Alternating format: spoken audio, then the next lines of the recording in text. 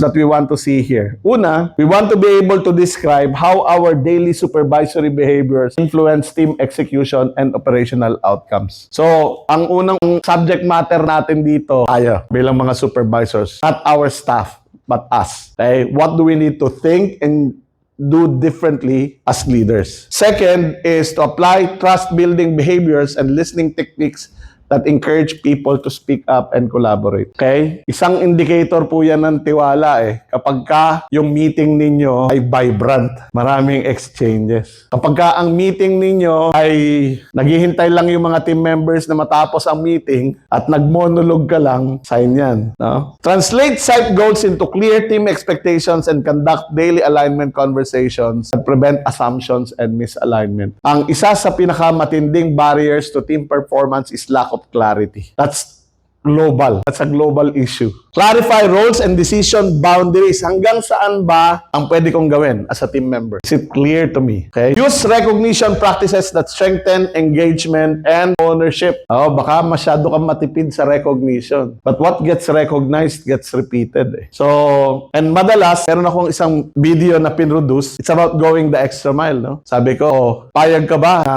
beyond expectation yung gagawin mo? Ang daming comment. No? Bakit? Hindi naman na-appreciate. Hindi naman na-recognize.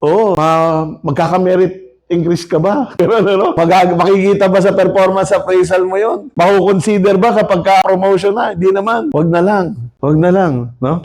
Kaya ang daming mga tao, minimum compliance. Di ba? Minimum compliance. So, how do you use recognition to appreciate desirable behaviors? Deliver constructive feedback using a structured method. So yung isang concern natin, paano mo pagsasabihan yung team member about correcting their behaviors in a way that doesn't hurt their feelings? Kasi kailangan mo ng mga tao na confident, right? Na positive ang work attitude. Ngayon, kung galit sila sa'yo, kung masama ang loob nila sa'yo, how will that affect their attitude towards work? Nakakonect lagi yun. And then, diagnose barriers to performance. No? And how do we remove those barriers bilang supervisors? Hindi yan lahat mindset, no? Process, skills, tools, mindset. And then finally, bago tayo matapos ngayong araw, create a personal action plan, no? With specific supervisory practices that will be applied immediately after the program. Agenda natin, no? Parang pantatlong linggo, no? Yan yung buburuin natin today. Alright.